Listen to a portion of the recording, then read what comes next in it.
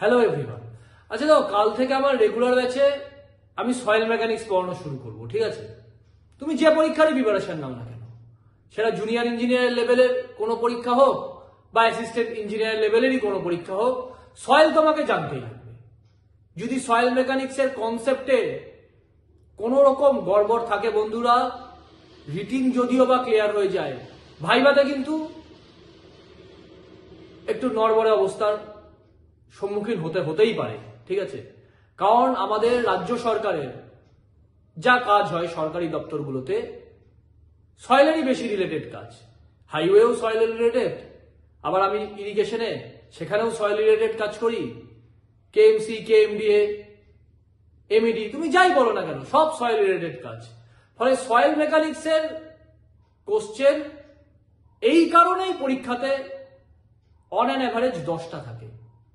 এবং গুপ্তার বই মুখস্থ করে কিন্তু এখন আর চাকরি পাওয়া যায় না। সাবজেক্টটা তো বুঝতে হবে ভালো করে।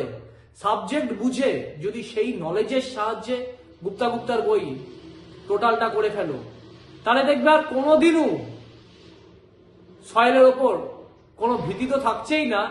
এবং তুমি যেই পরীক্ষার জন্যই পরীক্ষার হলে বসতে চলেছো, সেই পরীক্ষার প্রিভিয়াস ইয়ারের প্রত্যেকটা কোশ্চেন করতে পারছো, ঠিক আছে?